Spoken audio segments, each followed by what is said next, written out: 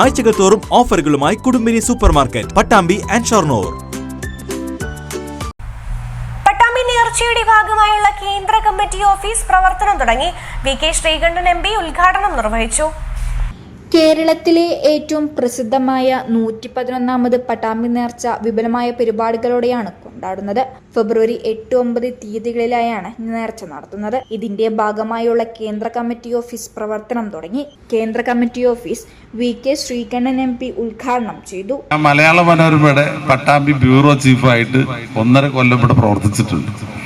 അപ്പൊ ആ സമയത്ത് നേർച്ചയും മറ്റു ഉത്സവങ്ങളും എല്ലാം തളി ക്ഷേത്രത്തിലെ ഉത്സവം ഉൾപ്പെടെ എല്ലാം റിപ്പോർട്ട് ചെയ്തിട്ടുണ്ട്. എൻ്റെ അറിവിൽ ഇപ്പൊ റഷീദൊക്കെ എന്നെക്കാളൊക്കെ ജൂനിയറാണ്, ചിരിക്കൊന്നും വേണ്ട. അപ്പൊ അങ്ങനെ മാഷിന്റെ കുറച്ച് ശേഷമാണ് ഞാനൊക്കെ പറഞ്ഞത്. അപ്പൊ എന്നെക്കാൾ എത്ര വർഷം മുമ്പേ റിപ്പോർട്ട് ചെയ്തിട്ടുണ്ടാവും. ഞാനത് ചോദിക്കാൻ കാരണം അനവധി കലാപങ്ങളും സംഘർഷങ്ങളും പലതിൻ്റെയും പേര് നമ്മുടെ നാട്ടിൽ നടന്നിട്ടുണ്ട്. ഈ പട്ടാമ്പി നേർച്ചയുമായിട്ട് ബന്ധപ്പെട്ട് വല്ല സംഘടനയോ കലാപമോ നടന്നിട്ടുണ്ടോ നിങ്ങളുടെ ഓർമ്മയിൽ എന്ന് ചോദിച്ചതാണ്.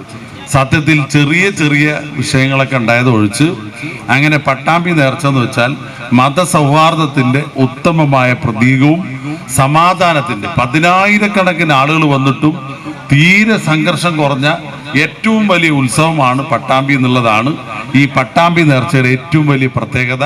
നേർച്ചാഘോഷ കമ്മിറ്റി പ്രസിഡന്റ് KR നാരായണസ്വാമി അധ്യക്ഷത വഹിച്ചു. ജനറൽ സെക്രട്ടറി അലി പൂവത്തിങ്കൽ, നഗരസഭാ chairperson O Lakshmikutty, block panchayat president Geetha Manikandan, Pattambi നഗരസഭ vice chairman TP Shajid, block panchayat vice president KA Rasheed, നഗരസഭ പൊതുമരാമത്ത് standing committee chairman P Vijayakumar, KT Rukkiya, K Basheer, Suresh, Wahid Kalpaka, Syed Kunhiseedi Koyathangal, Jeelani, T Gopalakrishnan, Ummer Keezhayur, Usman Pulikkal, VC Santhosh, Vyapari Vyavasayi Ekopana Samithi president Girish, KP Kamal, K Madhu, advocate Ramanunni, advocate CS Sivakumar, Biju KB, Muraleedharan Velerimadom, കേന്ദ്ര നേർച്ചാഘോഷ committee treasurer AV Abu തുടങ്ങിയവർ പങ്കെടുത്ത് സംസാരിച്ചു.